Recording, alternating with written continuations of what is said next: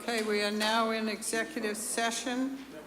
Are there any citizen concerns?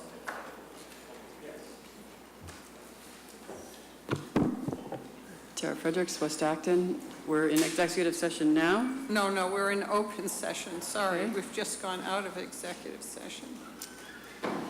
So, I have a comment about the, I've noticed in your consent agenda you've got minutes, and there was a reference in one of them to my having concern about planning being in the hands of staff. And what I said is that I have a problem with planning being in the hands of staff and behind closed doors and not in the public, open to the public and in the hands of the volunteers that staff are volunteer boards and committees. There's too much behind closed doors. That's what I said. I'd like these minutes corrected.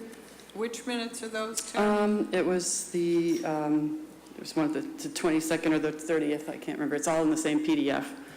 And then I also noticed that you plan to approve those on the consent agenda. The draft minutes that I see for those meetings are inaccurate, at least with respect to the report of the issue and discussion of Danny Factor's appointment to the planning board. I was there at both meetings and obviously took a strong interest in what happened there, and I wish that you would go over those again and look at the video before approving those. Thank you. Oh, and just a general thing to close. Somebody told me I should tell more stories as opposed to facts and figures, and I noticed a nice man running down the street with his dog in West Acton, and the dog was on a leash. And I remembered back when I was in high school that the dogs ran loose and they protected the neighborhood. We had 3 dogs ourselves, and the neighbors would comment that the dogs would protect their houses as well, that the dogs would know who belonged in the neighborhood and who didn't. And now as we urbanize the villages and urbanize Acton, we're losing a lot of the character of the town, and at some point I would like very much to hear what we're doing to preserve the town rural character, what's left, because it is the first goal in the master plan. Thank you. Are there any other citizens' concerns? Hi, I'm Isabella Harshbarger, 47 Washington Drive, and I'm doing my senior internship with the town manager. And basically our goal for the internship is to try and increase the social media following for the town of Acton Instagram, Twitter, and Facebook accounts by 25%, and also to increase the following of the town newsflash of the town, which is a really helpful source of information. So the social media accounts are Acton, MA, Gov, if you want to follow those, and signing up for the town newsflash is pretty easy. You just have to go on the website. So yeah, thanks. Thank you, and thank you for doing the work. John? Thank you. I have just a few quick things. The Mothers Out Front public art, public art display is out front of the library. It looks pretty cool. I think it'll be there for another week or so hopefully people can come by and check it out. This is Bike Month, and we relaunched our Minuteman Bike Share earlier this month with an event on one of the rainy days last week, and we tried it again for another rainy day the week after. But it's back. We're excited. Also, the Greater Acton Adaptive Bike Group and the RCOD, Commission on Disability, held an Adaptive Bike Day yesterday. It was well attended, and it was a great event. A forum coming up May 28th, which is just over a week away. Very exciting forum about parking, and it's all about the South Acton parking near the MBTA rail station, where we had some preliminary recommendations from a consultant, and SATSAC is working closely with us on this, and what we're looking for out of this meeting is for community input. We're looking for people that use the train, people that wish they could use the train, people that park there, people that want to park there. We want to hear from all of you, your ideas and thoughts and concerns, and we'll use that information to finalize some recommendations to improve that situation for the parking. Another event coming up June 6th, we've had a number of concerns about Hayward Road, and the intersection with Main Street and the area that leads back to the high school. And so we're doing a study of that, and the public presentation of the preliminary results of that study are on June 6th, right here in this room, 7 p.m. So I hope you can attend that as well. Finally, we had a great goal-setting meeting with the Board of Selectmen last week, and we have 15 goals for the community this year. 10 of them are considered short-term, 5 are more long-term. They will be posted on the website tonight or tomorrow, so I hope you all check them out. It's actonma.gov/selectmen, and you'll find them there. So thanks. Thank you, John.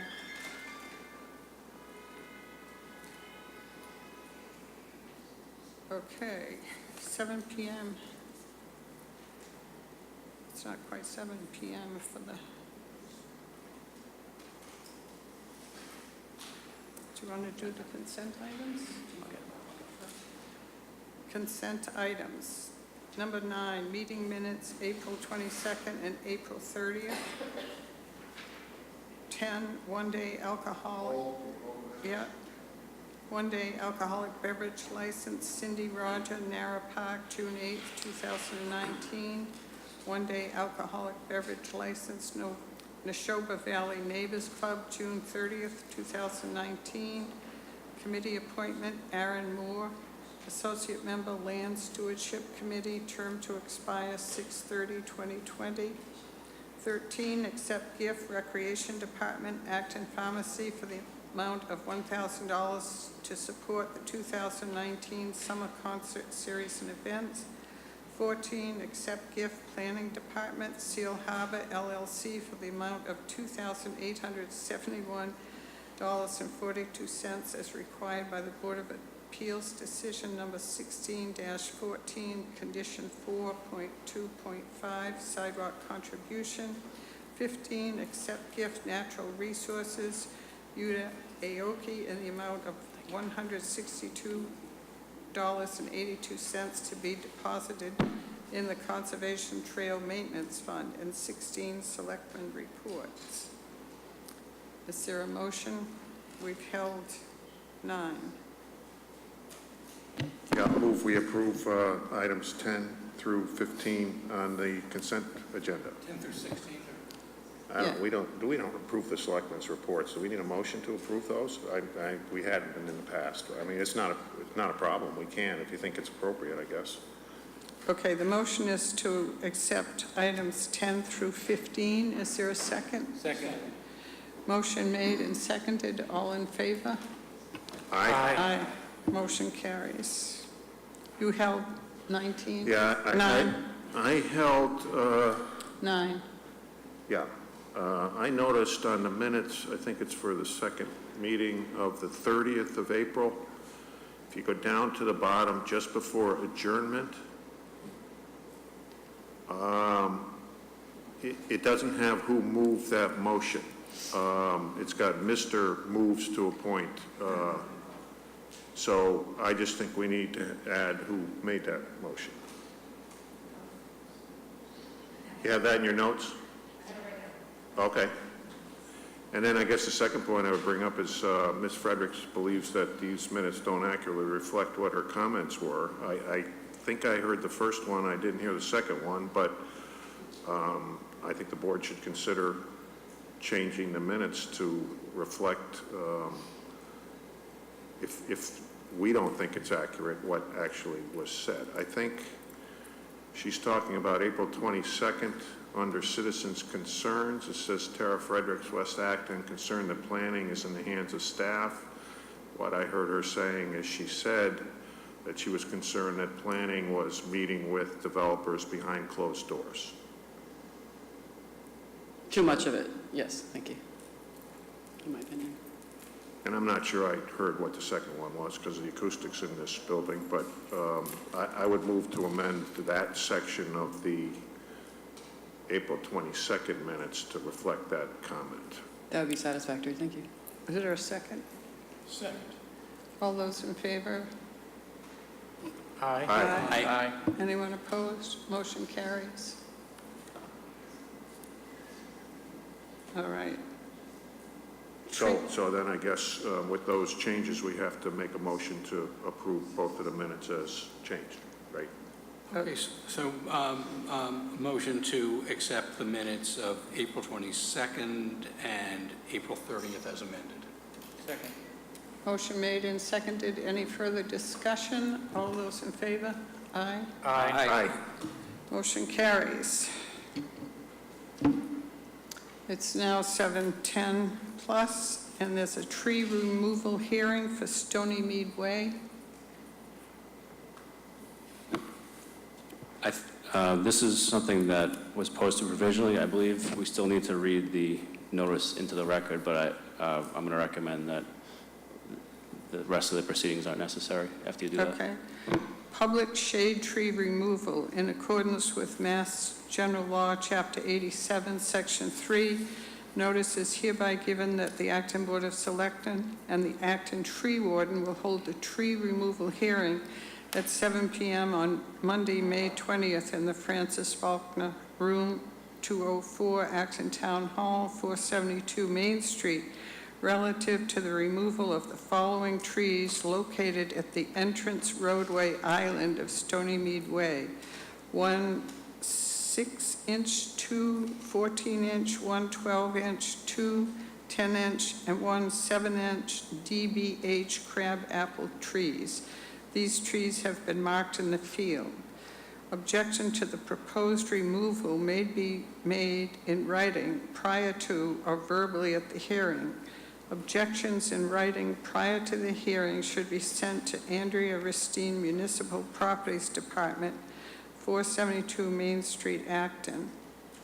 No objections have been received by the municipal properties. Thank you. So this meeting notice was posted and advertised provisionally in the event that there was any opposition to the proposal. And in the hearing held by the tree warden last week, there was not any, and so that this proceeding is not necessary. But in the event that there were people there, this opportunity would have been necessary. So I would recommend no action. I move that we take no action. Second. Any further discussion? All those in favor? Aye. Okay. No action.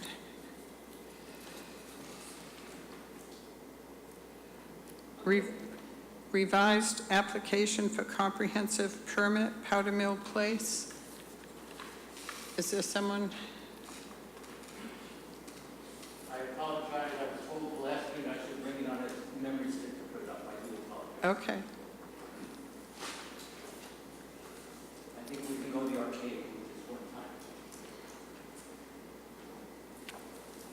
Good evening. My name is Joel Kahn. I represent Powder Mill LLC in the proposed project. I'm here with Vincent Catone, who's the applicant, as well as Lou Levine, counsel. And what's in front of you tonight is a modification to the local initiative permit that was approved I think either August or September of last year. And it involves the project on Powder Mill along the Acton-Maynard town line. Its board remembers, or for some of you who are not here, last year the proposal in front of you was for a 254-unit project, and that's the plan you're looking at right now on the easel. And that project involved the construction of several buildings that bordered both, that really were bisected by the town line between Acton and Maynard. For approximately 2 years, we have worked with the town of Maynard under the premise that originally as proposed, that Maynard was to provide the sewer for this project and Acton was to provide the water. After an exhaustive conversation and endless meetings with the town, we unfortunately were unable to reach agreement on that. And so what we've done is to modify the plan to pull out and to only deal with the Acton side of the 10.47 acres that's left over. Now I'll change.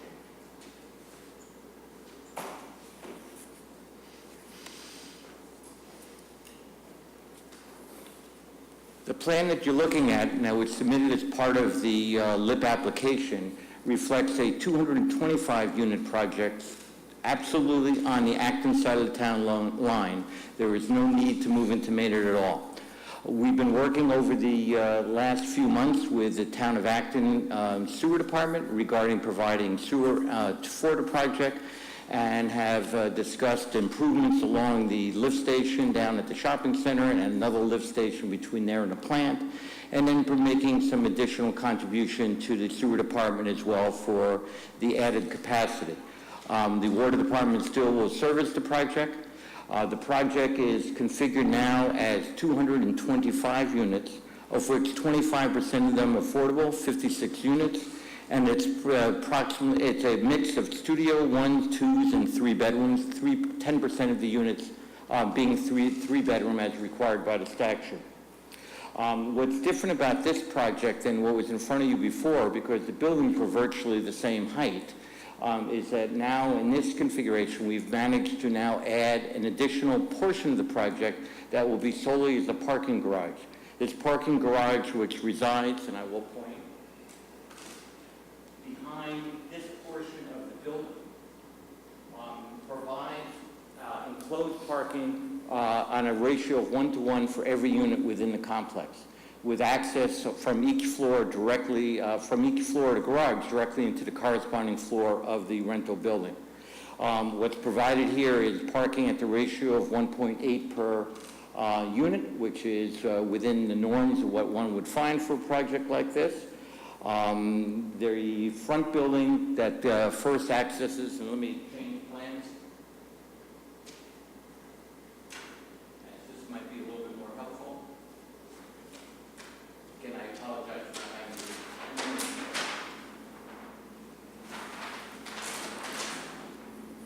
So what this plan shows is that as you're pulling off the Powder Mill, there is one building that is has a podium over podium construction, 4-story over podium that provides 42 spaces underneath the building. And then in addition to that, there's some surface parking. As you enter the project in here, this is the U-shaped structure. Thank you very much.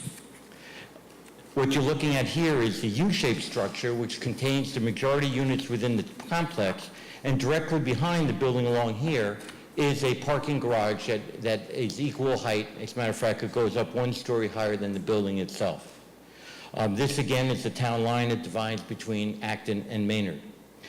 This will contain still all the amenities of the original application. There'll be a clubhouse, there'll be a pool, and provides again adequate parking.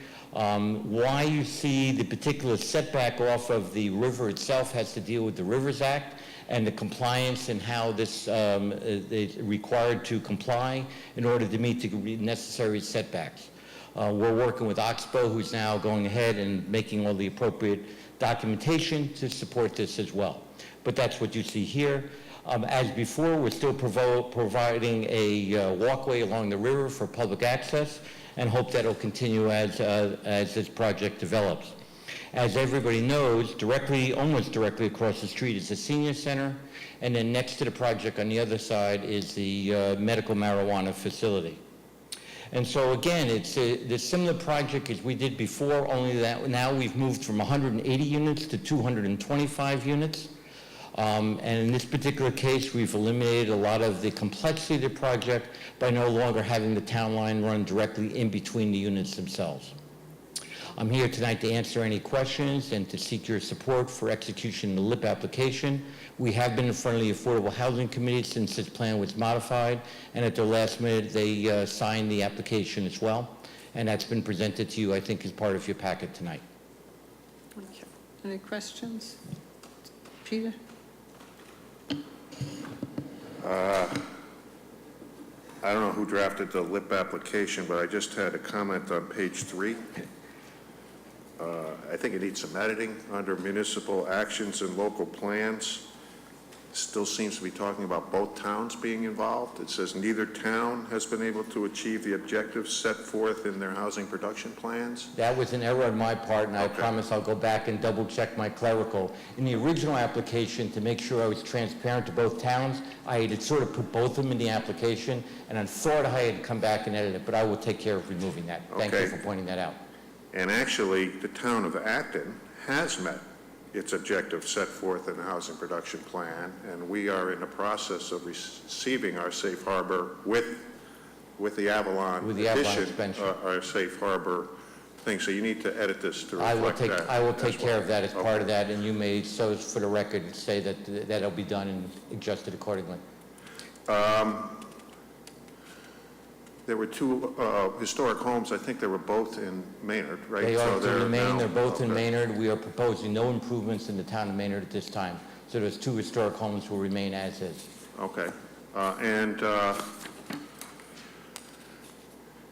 If the sewers go along Powder Mill Road, I think the first time you came in, you were suggesting that it might be some kind of pipe put under the Assabet River, right, directly No. over to the plant? Yeah, and no, some that's not the way- additional holding tanks built over there or something, so. Well, the holding tank concept is still something that's being explored with the sewer department, but we had always proposed going down Powder Mill because one of the benefits of doing so is that we will also put a gravity system in addition to the force main, allowing therefore others to access into the sewer system along Powder Mill. And then there was even some discussions up on the other side of Powder Mill to making sure we stubbed in and provided again access in the future for residents if they want to expand the system. So that still has Okay. remained the same. Yeah, okay, so these are not in the sewer district right now, are they? Or, I mean, do we need to go to town meeting and get a vote to include this in this, I in will the look sewer to- district? I will look to Lou to answer that question. Your sewer, bylaw allows, and you've done it in the past, to extend the sewer district. And in fact, one of the reasons to extend it, you've done it both in affordable and non-affordable, but to extend it in particular if it's an affordable project. So it's obviously the betterments and, that has to be paid, but the bylaw allows it and, historically. Okay, just you've done us it. as the sewer commissioners can do that. We don't need a town meeting vote. Correct. Say that. That's Okay. my belief and understanding, and that was the town engineer's understanding. Yeah, Okay. okay. And the new, obviously, whatever houses this new line would go past on Powder Mill would have to pay betterments for, That's, I believe, why the town wanted us not only to provide access, but the potential of better them also, whether they, you get bettered whether you connect in or not. So I think that was what, one of our discussions with the town manager was about, to make sure that we went past them and provided them, the ability to get in. okay, yeah. And I just would expand on what Joel said about the holding tanks we're talking about increase the town's capacity. The holding tanks, as presently being discussed, the town manager can correct me, will be either proposed or paid for at your sewer treatment plant. So they would provide additional capacity, not only for sewage, when there is capacity for this at your sewer treatment plant right now, but would provide additional capacity in your existing facilities for sewage from other parts of Acton. It would be essentially a holding tank that would regulate additional flows so that they wouldn't overburden, your plant or your field. Okay. It's really, if I could just clarify, it's really on the post-production side in the plant that the holding tank was proposed, that the plant is not the capacity question, it's the field itself.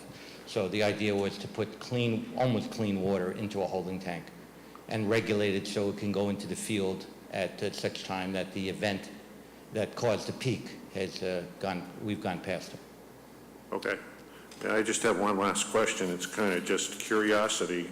You have, they have as part of this form, project feasibility, kind of a bare bones pro forma, gets down to total profit not applicable, percentage profit not applicable. I'm just wondering why that is. Because this is a rental project, not a for sale project. So under the rental, under a 40B, there is a profit limitation agreement that'll be executed, of which one would have to adhere to it.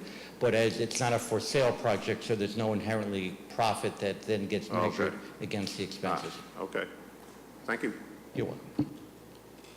Other board members? Dean? Yeah, my only comment is I'm really pleased to see that you've continued to include the public access path along the edge of the brook.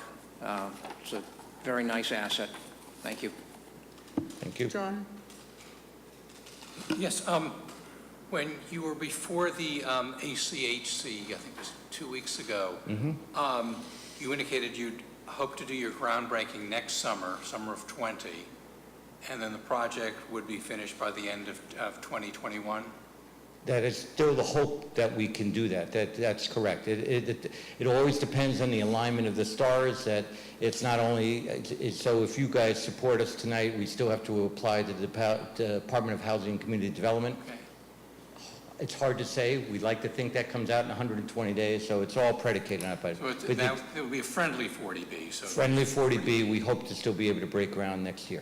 Correct. And then if it takes them 120 days, so that's 4 months, and then it would take probably into next year to get the... Out of the zoning board, correct. Okay. And then at that point, then there are other things that have to be obviously done, including building permits and finalization of the engineering as part of that process. So there's still a number of steps that have to be taken for that to take place. And once construction begins, it's approximately an 18-month construction cycle to complete out the project.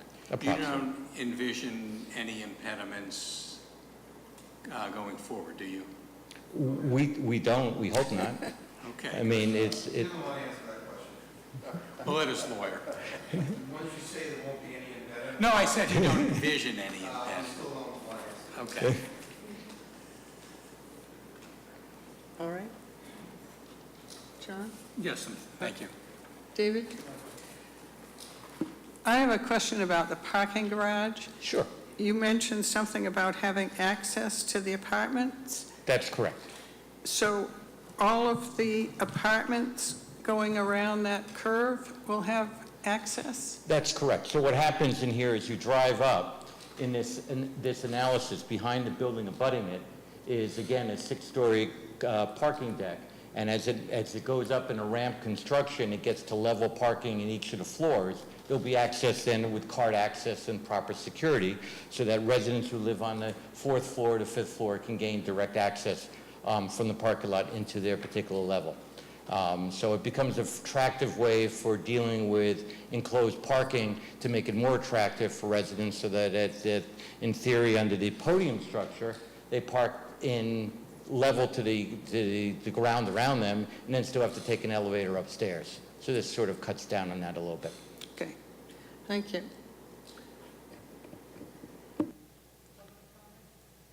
Tara Fredericks, West Acton. How big are these proposed holding tanks? We don't know at this point. We're just working with the sewer department and our expert and trying to work through what that system would be entailed, and so that has not been completed yet. What percentage, if I may, a couple more, what percentage of the proposed holding tanks would you be using? Again, the holding tank concept is on, as I understand it, and please correct me if I'm wrong, is the town has had over the last 5-7 years several peak events when they exceed the capacity of their field. And so this is an attempt to try to provide a way in which the town can store processed liquids to be able to enter in their field at a time desirable to the town or to the sewer treatment folks. So the answer is, it's not really a percentage per se. It's a way in which to help the town be able to control how the flows go into the field itself. And the proposed tanks, you would gift them to the town, and then the sewer district would then be responsible for maintaining them? We're just in discussions with the town. We would not be responsible for maintaining them under any, it's at town property. So it's, and it's not solely for this property, it's the concept of adding flows for whatever Acton wants to add for additional into the system. It's not specific for this particular project unto itself. And how far would the connection pipes be from where the sewer district already exists to where you would propose to hook up? It's currently down to the street. There's a lift station at the shopping center down Powder Mill. Okay. And so we're talking about coming down to there. Thank you. And so the income limits, I'm sorry, I didn't have time to read the application. The income, so how many units would be at what income levels? Well, there's 56 units that are deemed affordable at 80% of the median household income, and there was an agreement with the Affordable Housing Committee that we would accept vouchers. So it's my understanding that the vouchers are for people who are very low income. And so I'm not sure exactly how that would work, but I just want to register my concern that I would be looking for more information on that. And because we are in a safe harbor situation, we have negotiating leverage. And I would urge the Board of Selectmen to not approve this, until we figure out what these tanks and the flows and all of that stuff, until we understand that. There's no pressure to approve this tonight. And because we have that negotiating leverage in various ways, I hope that we urge that a certain number of units be set aside for 30% and below and 50% below. These are the folks that need help. At 80%, we have almost 3,000 units in Acton that can already satisfy, actually it's 2,500 for 80%. And so I feel like because we are in this position of a strong position, that we should advocate for what we really need, not what the developer thinks they want. And if they say no, and they use economic viability as a reason, then we get to, I believe that we get to then see the financials. So I think I would press for that. I hope you do too. Thank you.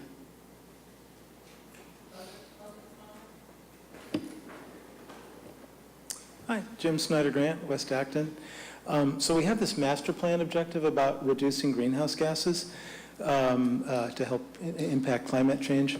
And so I'm particularly wondering about, you have a nice compact building there, so it would seem it would be a great opportunity to use like modern air source heat pumps instead of natural gas to heat and cool the units.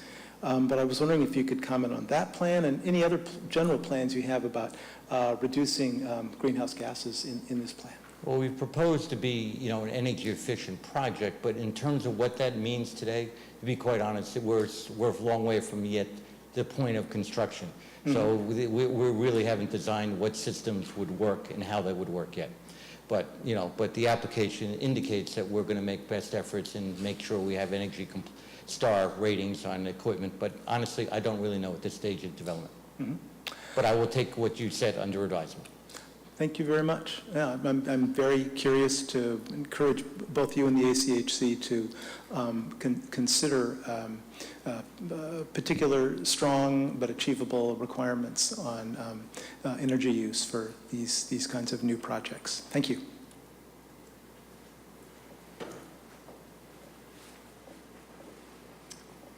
Hi, Judith Ehrenstein, 3 Gregory Lane, Acton. I'm part of Mothers Up Front, which does a lot of work around greenhouse gases, particularly gas leaks. And Acton has about 200 gas leaks. And some of them are very big, and they're not going to be fixed, probably.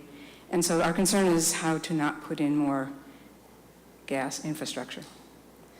So I just want to echo Jim's point that it would be important to pursue alternatives to gas. They are working. There's Jim mentioned air source heat pumps, and I think it's time to people to really push on that a bit and see what it really looks like.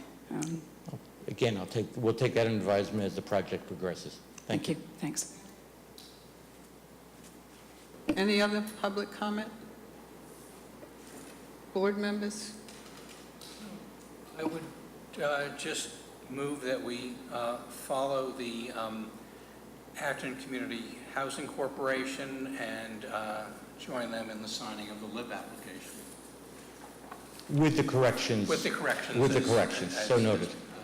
I'll second that. That's a motion? Yes. Yeah, motion made and seconded. Any further discussion? All those in favor? Aye. Motion carries. Thank you all very much.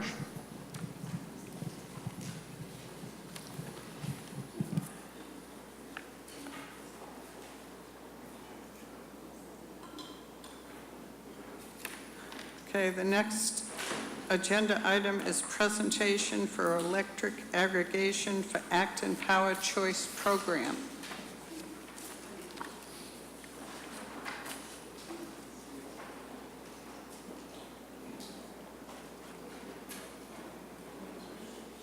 Is there a way to put it up there? Yeah.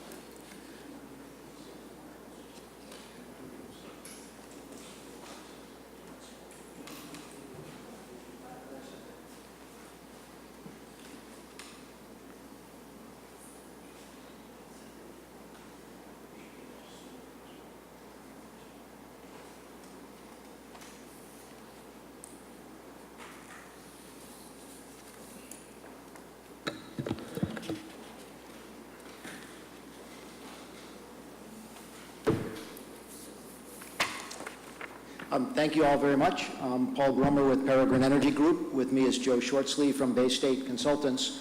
We're here to talk about the Acton Power Choice Program.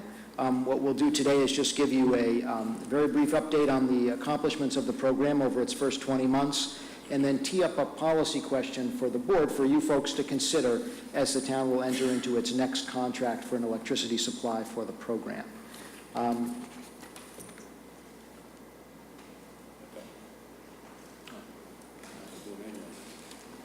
I may be pointing at the wrong thing.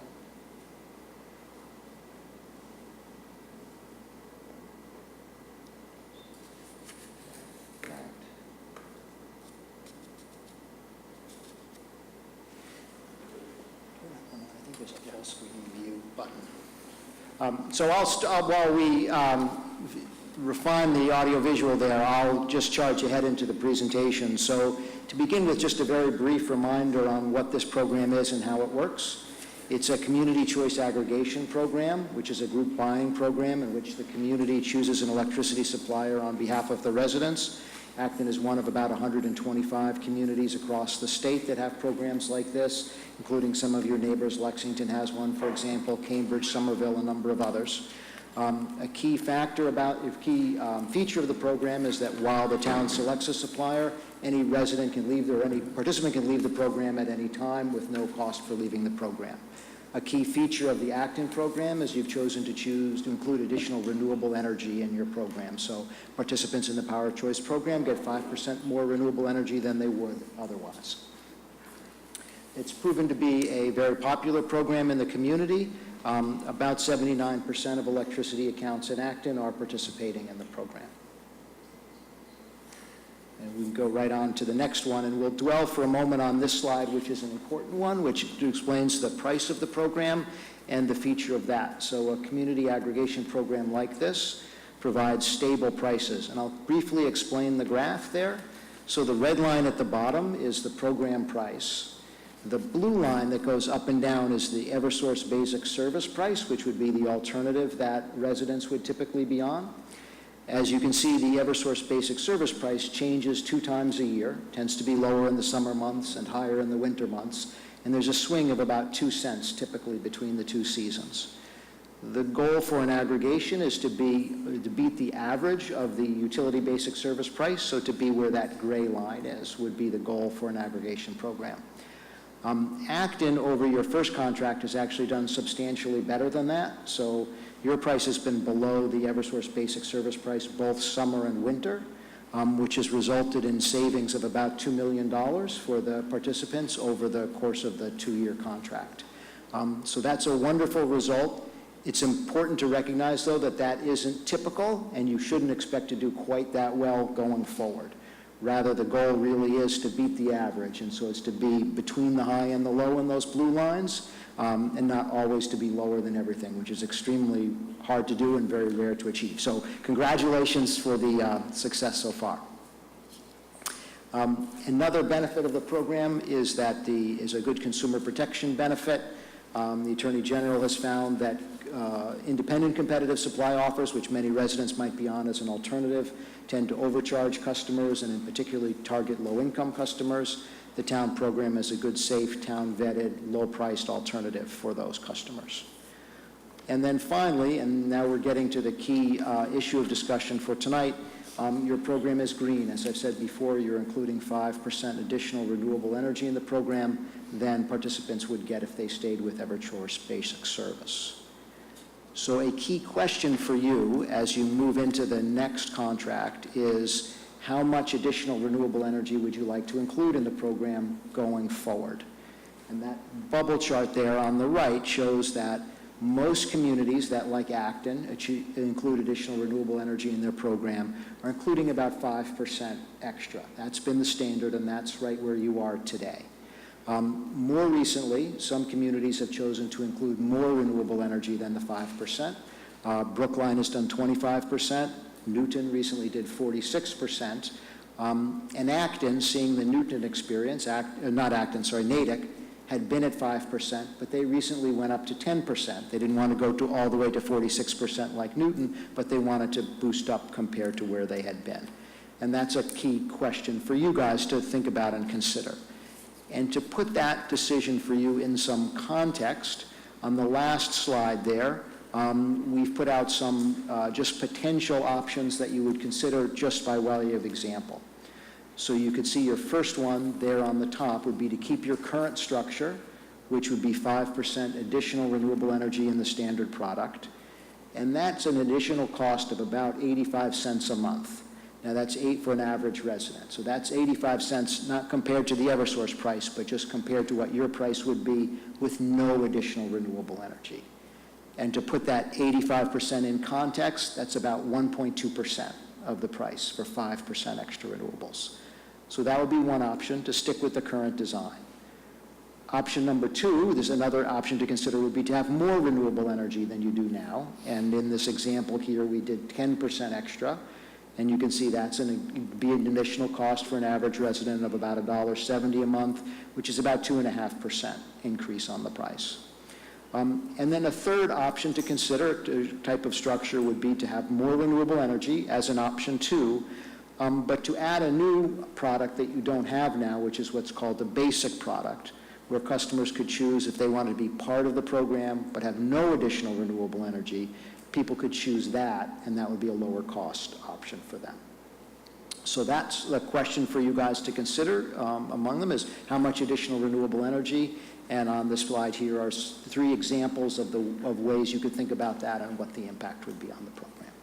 So that's my very brief overview of the program and the issues before you. Thank you. So if you go 0% additional RECs, there's still the state requirement for 14% renewable energy for all public utilities. That's correct. Okay. Do you know if any of these other communities that have increased the percentage have that option? Yes, many of them do. I know, for example, that Newton has the 0% option, Natick does, and Lexington does as well. And how's that affected their enrollment? Are you seeing people migrate away from the 46% to go to the 0%?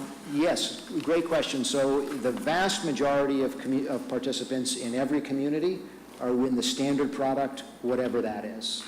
And where there are options, you'll get a small percentage of folks opt up for 100% renewables and pay a little more, and a small percent will opt down for 0 renewables. It tends to be an option, from speaking to residents about this, that not all that many people take advantage of as a percentage of the program, but that's an important option for those who choose it. So it tends to matter, the choice matters a lot to a small percentage of the people. Thank you. John? So the standard is 14%, and to our standard, we've added another 5%. That's correct. We have the 100% green. So what we could do is, on the standard, we have the 14%, increase the extra 5% by an additional 5% or any amount? Any amount you choose. So I used 5%, I used 10% as an example, but that would be your choice. You could go with 5, you could go with anything between 5 and 100. Okay. And how many towns have gone above the extra 5? So the only ones who've done it so far are the 3 on the slide there. Natick has, Brookline, and Newton. A number of others are considering it. We know, for example, we're working with Watertown right now. They're looking at going higher than 5, but they haven't launched their program yet, so they haven't started. It's definitely the case that 5% has been the standard so far, and it's what the vast majority of communities are doing right now. What would be involved in increasing the 5%? What would be involved in, sorry? What would be involved to increase the 5%, the added 5%? Yeah, so it would just be a matter when you select a supplier, you'll receive bids with prices for 5% extra, 10% extra, whatever you choose, and it would just be a matter of selecting it. And then the supplier will have the responsibility to be sure they're purchasing the renewable energy credits to match whatever you have required. And then should there be another option on the other end for people who just want to keep it at 14%? Yes, so that's exactly it. And so that's what you would have in number 3 there. You'd have an option within the program for people who want to have just the state minimum. We don't just have the state minimum option now. Correct. You don't have that today, but the one option would be for you to add that, as many towns have. And then it's also always an option for folks who don't want to be in the program at all to leave the program at any time. Thank you. No questions. Yes, I see that up there that by going to adding 10%, you'd expect an increase of $1.70 per household per month. What do we see today for our 5%? Is it about half of $1.70? That's correct. It's about between 80-85%, that order of magnitude, right? Thank you. And again, just to be sure I'm not creating confusion, that's 85% more than the price would be if you had no additional renewables, but as compared to not having a program, it's about $9 a month less than if those customers were with Eversource Basic Service. Okay, I just want to make sure I understand the process here. First of all, that answered, David asked a question that we're currently paying for the additional 5%. The people who have stayed in that, we're paying about 85 cents more a month, but we're still paying less than the Eversource Correct. rate. Okay, Substantially less, yes. okay. 85 cents more a month than if we just went with the 0%? That's correct. Okay. So are you just asking us what you would put out in a bid here? I mean, you're going to put out a bid. We're going to, not just Dinergy is going to bid on this, but lots of other companies. So you're asking, so we don't necessarily have to make the decision about what we're going to go with until we get the bids back, right? That would have numbers that we could compare with each other to see how it works. That's correct, but just to explain the process is, and do you want me to let you answer this one, or?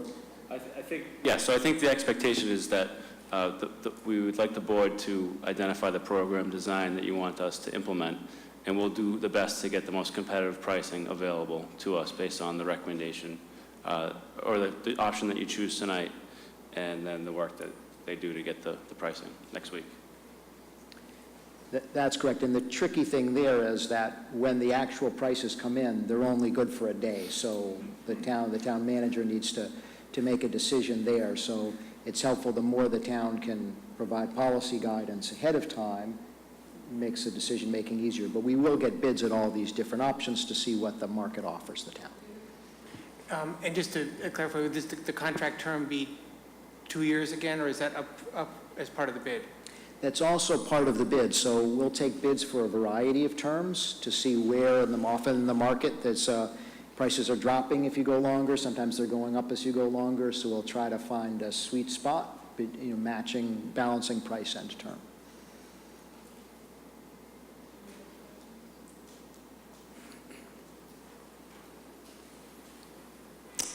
Jim Snyder-Grant from West Acton, and also a co-president of Green Acton.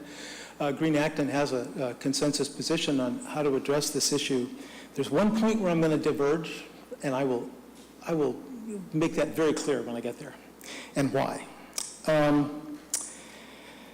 So basically, I just want to thank Paul and Peregrine for explaining this program. It always takes a while to explain the program. Green Acton's been explaining this program for the last couple of years to encourage people to sign up to the 100% green. And it always takes a couple of minutes back and forth to sort of get it clear in their mind. There's a lot that's going on in this program. In particular, I just want to appreciate that there is some tension between setting the default price as low as possible to save people money and to set the price higher in order to allow for more renewable energy. So I just want to acknowledge that that's a tension in the program. The town meeting goals that approved, the town meeting resolution that approved this did mention both the stable price and the opportunity to save money, as well as the opportunity to bring more renewable energy into town. So the town is looking at how to balance those. I just wanted to, since I'm from Green Acton, I certainly want to weigh on the side of increasing the renewable energy. It aligns with the town's membership in the ICLEI. In 2017, you all signed a resolution to committed the town to greenhouse gas reductions. And this program is is by far the most powerful way we have of reducing the impact of our electricity use in terms of greenhouse gases. You heard Paul quote, the number of solar installations that this would represent, the number of that it's already represented. I mean, this is a huge impact, and every little increase is another huge increase, much more than anything we've done with insulating buildings or changing light bulbs or any of that. The Acton 2020 master plan also includes a goal to reduce emissions of CO2. It's also implicit in the sustainability policy that you passed last year, and it's explicit in the Appendix A of that policy, Ray, about our climate emergency. So the first thing is that Green Acton supports adding this opt-down option, this option to go for the lowest possible cost price that would just have the the required renewable portfolio standard. We think that's an important protection both for people under financial stress. We think it would be great for the town social worker and other people that interact with people with challenges in their lives in the town to be able to offer that. I think it's a good thing. It also removes some of the tension from where to set the default. That is, if you set it on the high side, for some people, they can simply choose to go they can choose to opt down to the 0% option. There's no penalty for switching between the levels, and there's no limit on the number of times you can switch between the options. There's a delay in causing the switch to happen, but it's something that residents can do. The Green Acton memo was written at a time when we didn't know the Eversource summer price, which we learned about 2 hours ago, maybe 3 hours ago, is going to be at 10.8. And if you looked at that little bar chart that you have there, you'll see that's kind of low compared to the historical ratcheting up they've had. So there's a little bit less room there. The original Green Acton memo was proposing that we simply set our price to the at or slightly below the Eversource summer price, and then cram in as many renewables as we could at that price. Now, it turns out that this price is low enough that we might not even be able to fit in the 5%. So instead, I would propose, it's not Green Acton because they haven't had a chance to react to this, that we do this more like other towns do and set a price that is in between the summer price and the expected winter price, so that people can confidently look at the high probability that they will pay less over the 2-year period than they would by staying with Eversource, because we'll give them a nice fixed price for 2 years. In the unlikely opportunity that somehow Eversource manages to get their prices even lower than they are now, then people can always have the safe harbor of opting down to the 0%. So we think an increase in the percentage as much as reasonably can fit is a good model. We see the illustration of a 10%. We think I think that's a fine number to hit. It'd be great if there can be more, depending on how the bids come in. But certainly staying at 5 is not addressing the urgency of the climate emergency we're facing. If you think about increasing that percentage each year, think about how soon Massachusetts and the nation needs to get to 100%. And increasing by 5% may even not be enough this year, but it's a lot better than doing nothing and staying at 5%. Finally, we recommend that, we're back to the Green Acton recommendation. We recommend that if the economics allow it, that we aim for a 28-month or so contract. And the reason is that means that next time around, we'd be comparing against the winter price. An extra 4 months takes us into the winter period. And that'll be just a lot easier to add in more renewables if we're comparing against the winter price. And finally, I just want to comment that I know this is a confusing process, and I know that by adding extra percentage, you have more explaining to do. Green Acton stands ready to help with that explaining. We have 4 months before the program goes into effect, the next round. So we have time to, together, to communicate the tiers of the program, the choices people have, and why the town has made the choices that it has. Thank you.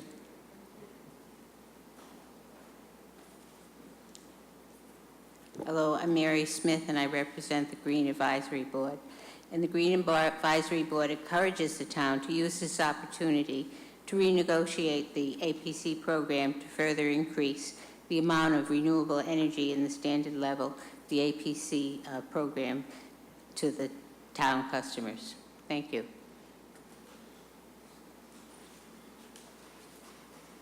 Hi, Judith Ehrenstein, 3 Gregory Lane, Acton, Mothers Out Front. I would like to encourage the board to move to a higher percentage than the 5. If we're at 17 right now, I think going into the 20s would be pretty reasonable. As part of Mothers Out Front, we end up talking to a lot of people about gas leaks, but also electrification. And people don't understand this process. The opting up to 100% is ideal. And people, it's very hard to get people to understand that. So whatever they are automatically opted into, I think it behooves us to put it as high as possible. That's it. It really needs to be matching our goals for 2050. Thank you. Thank you. David? Can I make a motion? Sure. I move that the town structure a 3-tiered plan with a basic 0% above the standard level, a 10% above this, or 0% above the base level, a 10% above the base level as a standard choice, and at the 100% green level, and that we leave the term of the deal to the town manager's discretion. Second. All right, discussion. Peter? No, I don't have any discussion. Okay. John? Very good. These, this is a sort of thing we could,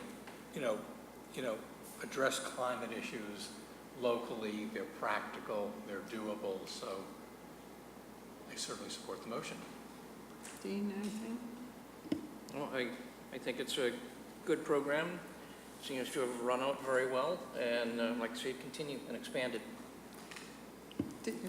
I'd just like to make a comment as well. I see this program as being a win-win for everybody. Not only do we have the 100% green choice here, but as mentioned, the price has been very stable. I know for me personally, before this program was in place, trying to choose a green option was very difficult. They would change with introductory pricing, they would change their prices at whim.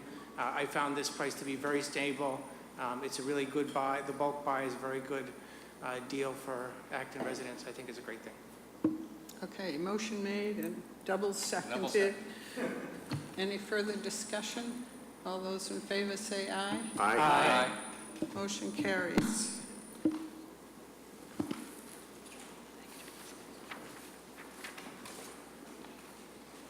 Okay, Chief.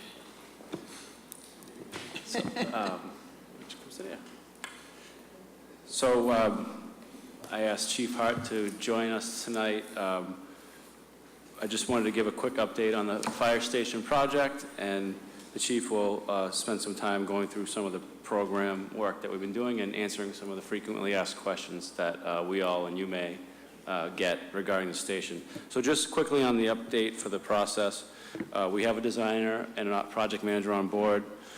We've held meetings with the design review board to kind of get a sense of what they're looking for look and feel. We've had a hearing before the Conservation Commission where they have delineated the wetlands for us on the site, so we have an understanding of what we're working with for site constraints. And we are planning to continue to provide updates like this on a regular basis to this board and any other boards and committees that would like them or that we will reach out to. yeah, so we're doing the programming part, and Chief, why don't you take from here and make sure you get to those frequently asked questions. Thanks. So Robert Hart, your fire chief, thanks for having me. Appreciate the time. So we've been putting a lot of effort into consideration for this north station, which currently is proposed at the old Fish and Game on Harris Street, 6668 Harris Street. It's just shy of a 2-acre parcel, so there is some wetlands on it. Like John had mentioned, we've got those wetlands delineated, so the engineers can start placing structure, parking lot, septic system, so on. We've also, our architect has hired a consultant, which that's all this firm does is design fire stations. So we call this part of the process programming. So it's actually taking a look at our operations, what we need in a fire station, like deconning showers, proper gear storage, proper apparatus bay sizes, taking into consideration all of the offerings we have and all of the tools we have and where to store them and care for them. So this is a unique process that this company offers us. So from that, we build the size of the station. So we're still in that programming stage. So we're not 100% sure what we're looking for square footage, but we're almost there. So again, process. So we've reached out to every member of the department via group meetings with the deputy chief and myself, and we've asked for input from the entire department, which has been helpful. So we're working on that. As far as, we wave the magic wand, the station gets built, the question's been asked, how are we going to allocate equipment up there, our fire trucks, our ambulances. So currently, we plan on moving our ladder truck to that station, an engine to that station. We're going to run our ambulance, our shift commander, and ALS coordinator out of Station 1 across the street here at Concord Road. And we plan on running an engine company in West Acton on Central Street and an engine company in a backup ambulance out of the School Street station, Station 2. So we don't add staff at this juncture. Our mission is expanding with more and more medicals and more multiple calls at the same time. So, we're beginning talks about expanding staff, but that's a process as well. So, current staffing would be just that: two people in North Acton, 2 people in the center station, 2 people in the south and west station, with the added shift commander in the center over here, and the ALS coordinator, which is a daytime staff position. So, that's kind of bare bones how we're putting this together. Why we chose this site is, 1, we own it, and 2, it's right in the hub of our proposed 4th district. So it really hits response time right at its heart. It's right in the middle. It's a great location as far as response is concerned. We know it's a neighborhood street. It's a unique street where it has a lot of different character on it, with apartment buildings, residential, a little bit of business, but great access to both 2A and 27. So that's where we're at with our planning. I'm not sure if I've hit everything, but certainly questions are welcome. Well, it's taken over 40 years, so I'm glad to see we're on track. Thank you, Joan. Any questions, Dean? Yeah, going back a dozen years or so, when we were looking at Harris Street as a possible site, once before, I was concerned about the intersection at Harris Street and Main Street, as far as especially a large piece of apparatus headed southbound on Main Street. If the engineering department or anybody started to think about how that could be restructured? So as part of our design in our preliminary stage, we are looking at that. We haven't got quite so far as redesign an intersection, but it is a concern, and we will be addressing that. Thank you. John? Yes, Chief. So the current plan is there won't be, with the 4th station, there won't be the need for additional hires. well, I don't like to use that word need, because currently we're taxing our current staffing levels, but we can do it without it, but we are going to be pursuing avenues to add staff at some point. Because that will be a question that will come up this fall when the plan is presented to the town. Certainly. Would this require the hiring of additional firefighters to, to staff? And, that's, needs to be answered, thoughtfully and completely. Correct. Yes, thank you. Peter? So I think John mentioned the plan is to bring this for funding for construction to the December special town meeting. Is that the schedule we're on? Yes, that was discussed at the ALG this week, and it's something that where our target schedule planning is to have good construction numbers by the late fall to put us in a position to seek funding in December. Okay, so are you putting together a process of public forums, particularly with the neighbors out there on Harris Street, to make sure that the public is aware of this well ahead of time?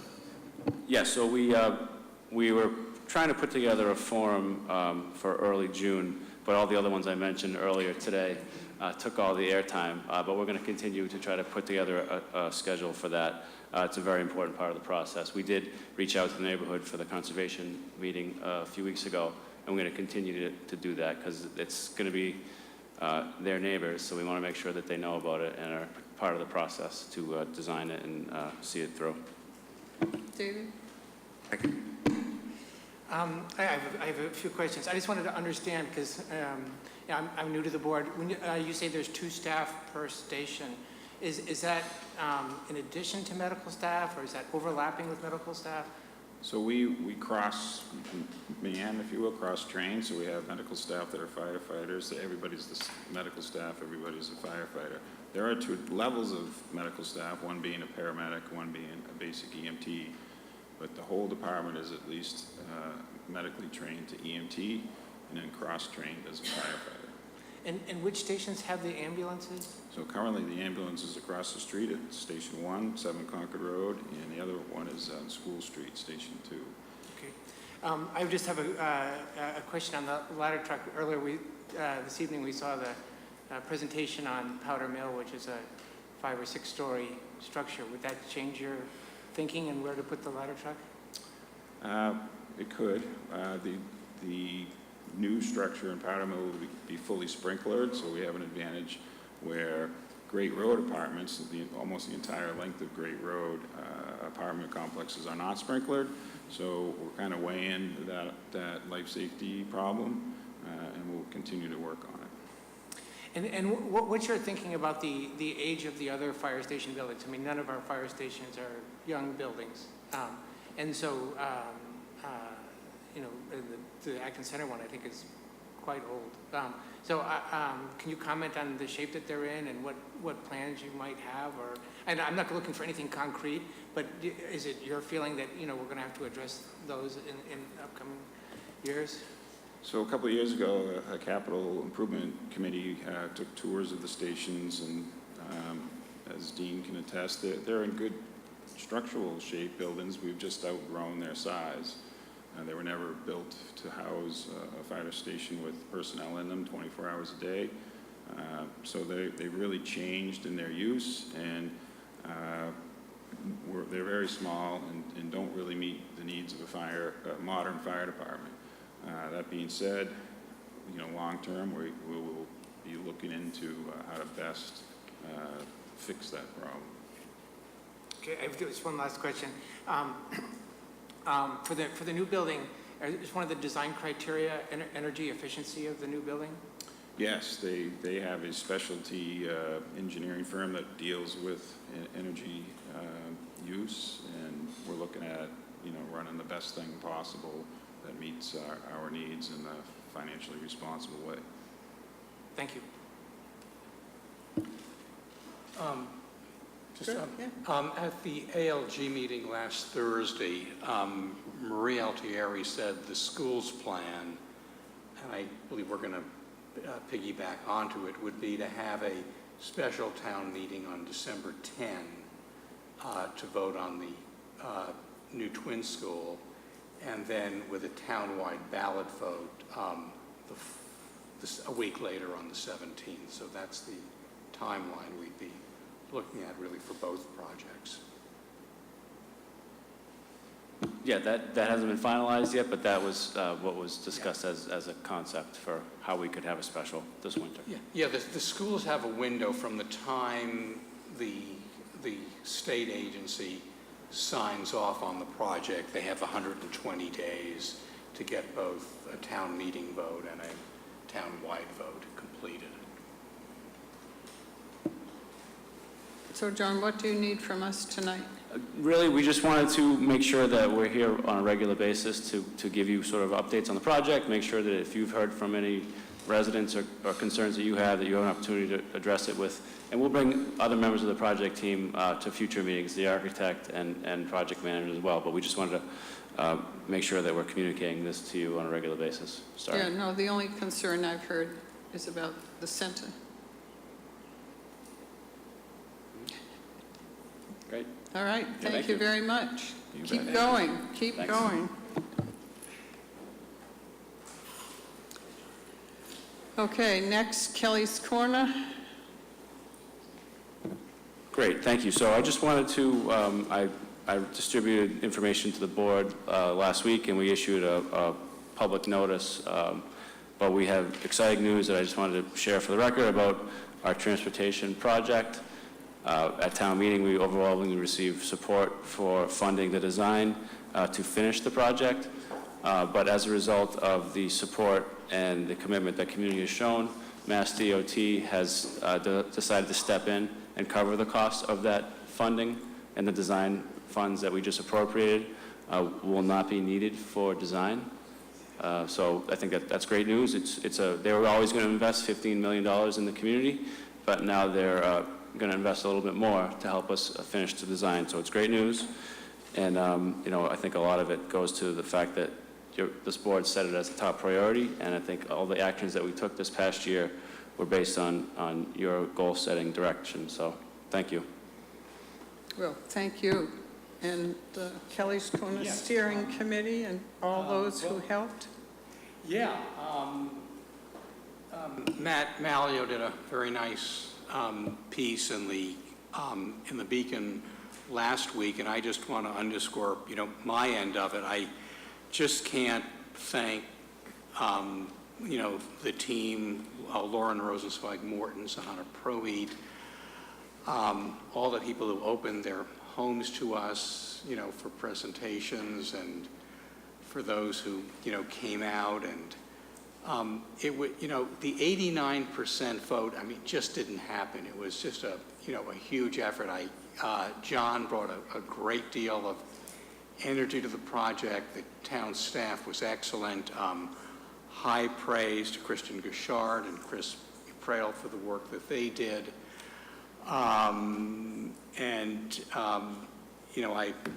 looked at that in the vote at the 2018 town meeting. There was 296 people voted. That vote was 188 for, 108 against.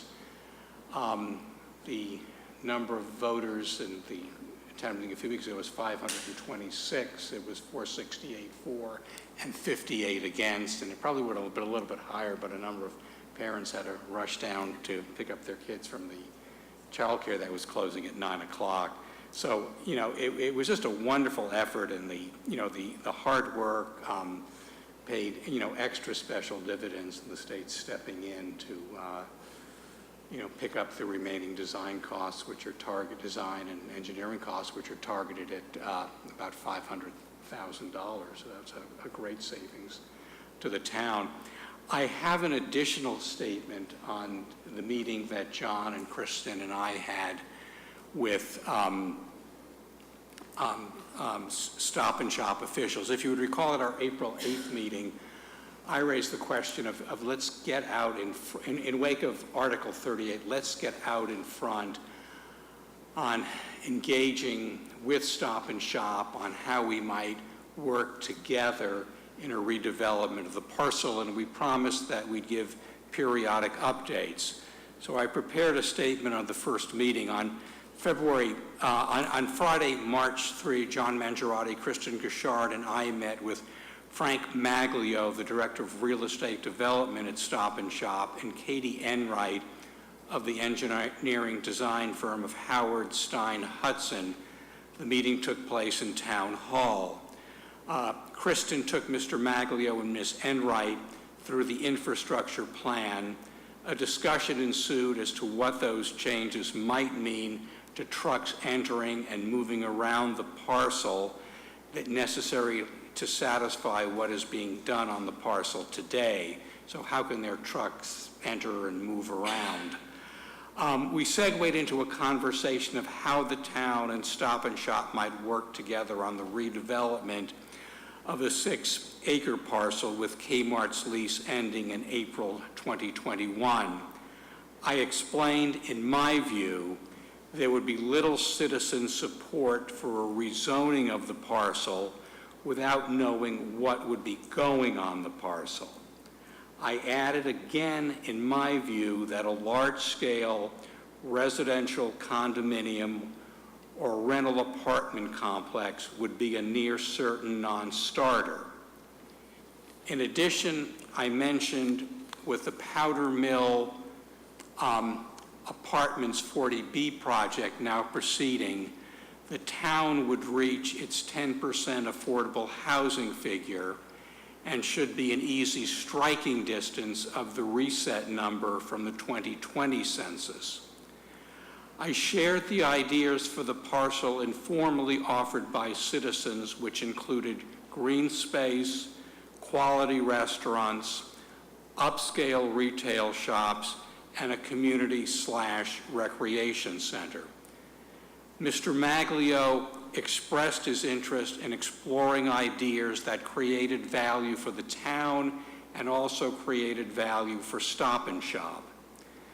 Mr. Maglio underscored the point that tenant rents were necessary to support future development of the parcel. We need to keep in mind one option available to Stop and Shop would be to re-tenant the Kmart building and add store space consistent with existing zoning. The conversation ended cordially. We left it Stop and Shop would get back to us after its internal discussions, and I don't think we've had any further. No, I just, I think when you were reading, you said March 3rd. I just wanted to clarify. I'm sorry, it was May 3rd. May 3rd. May 3rd.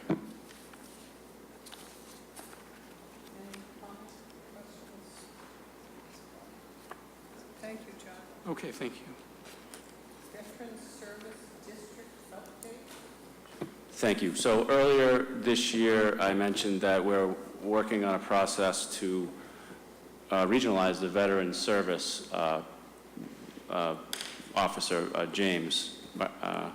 And Boxborough has expressed interest in working with him, and we have a draft agreement that we're working on. And the goal is to get it in place for July 1st. So the Board of Selectmen in Boxborough are reviewing the agreement on this week, Thursday, I believe, and I will plan to bring it to you at your first June meeting. And council will have vetted it, of course, by that point.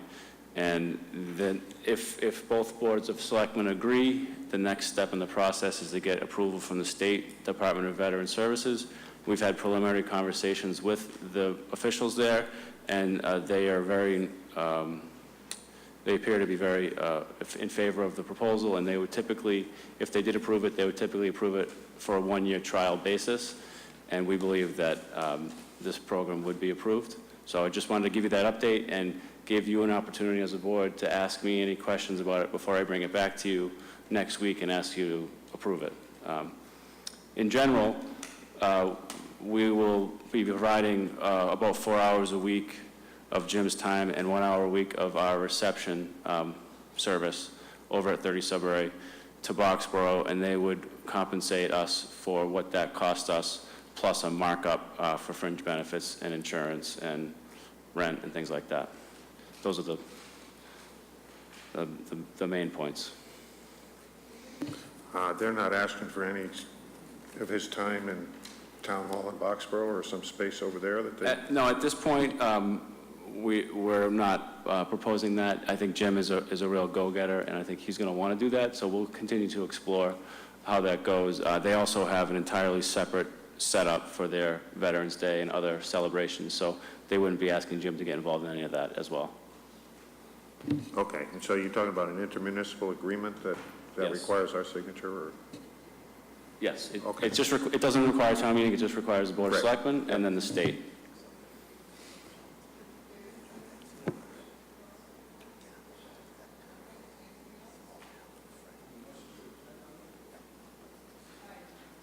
Hi, Jeff Berger, Elkhart Street. Last time this was brought up, I had an appeal from the Finance Committee that we be involved in this and try and help the selectmen in terms of selection of rates and what might be fair. As you know, whether you're buying the horse or selling the horse, you might come up with different numbers. So if it's your pleasure, you might want to send the preliminary draft to the Finance Committee so they can give you some guidance or help. Thank you.